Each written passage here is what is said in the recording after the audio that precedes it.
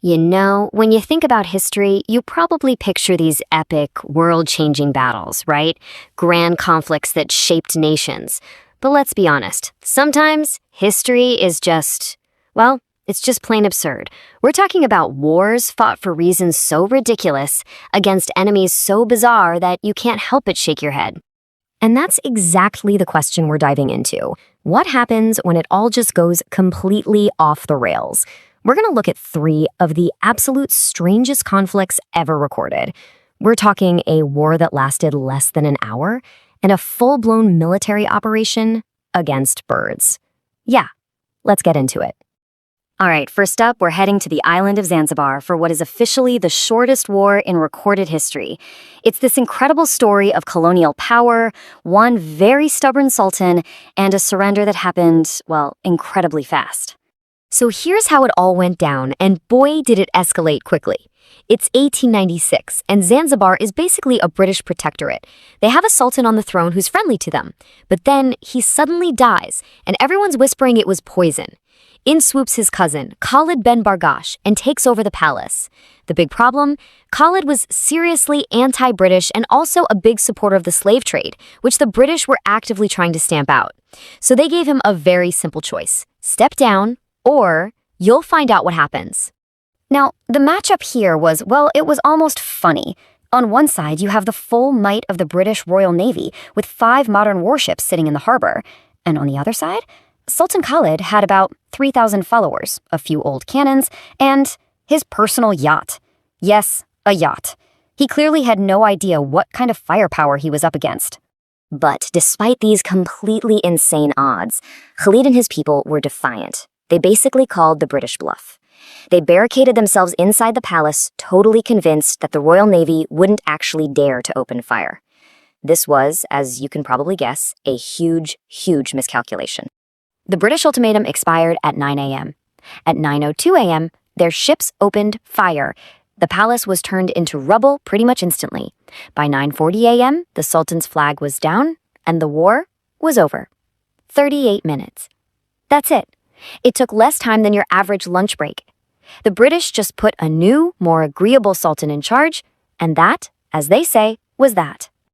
So yeah, the lesson here is pretty simple, isn't it? Know who you're picking a fight with. But hey, if you think a war with a stubborn sultan is absurd, our next story takes the whole idea of an unlikely enemy to a completely new level. Okay, if you thought a 38-minute war was weird, just wait. Buckle up because we're going to Australia in 1932, a time and place where the actual military declared war on its own national bird. This, my friends, is the story of the Great Emu War. So here's the scene. After World War I, the Australian government gave plots of land to its veterans so they could become farmers. But then a really bad drought hit, which forced a migration of about 20,000 emus right onto that very same farmland. These birds were just wrecking everything, tearing down fences, gobbling up crops, and creating total chaos. The farmers, a lot of them ex-soldiers, were desperate. Now, let's be clear. These aren't just any birds. Emus are formidable. They can stand 6 feet tall, they're incredibly fast, and they're shockingly smart. The military commander in charge, Major Meredith, later said the emus could face machine guns with the invulnerability of tanks. Yeah, these were not the easy targets the army was expecting. The whole military campaign was just a comedy of errors from start to finish. Their first ambush? A total bust. The birds just scattered in every direction.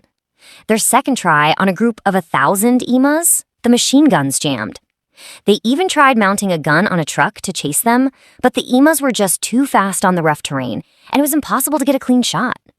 The birds literally outsmarted and outran the soldiers every single time. So, in the end, the whole military operation was a complete and utter failure. It was actually humiliating. Newspapers all over the world were mocking the Australian army for losing a war to birds. It was just so inefficient. They wasted thousands and thousands of bullets for almost no result. So what finally solved the emu problem? Was it bigger guns, more soldiers? Nope. The government started offering bounties, which helped a little. But the real game changer, the long-term solution, was way, way simpler. Building better, stronger fences. And the lesson here is just perfect, isn't it? Brute force is not always the answer.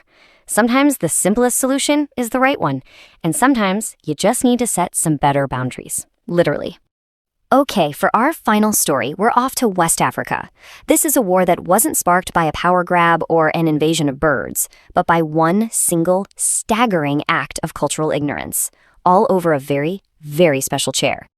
To understand this war, you have to understand the Golden Stool of the Asante people. This is not just some fancy piece of furniture. To them, it's everything. Legend says it came down from the heavens and holds the soul of their entire nation, past, present, and future. It is so profoundly sacred that no one, not even their own king, is ever allowed to sit on it. Remember that part. It's important. So in 1900, the new British governor, Sir Frederick Hodgson, shows up. He hears about this super important symbol of power and demands that the Asante bring him the Golden Stool so that he could sit on it to prove that he was the boss.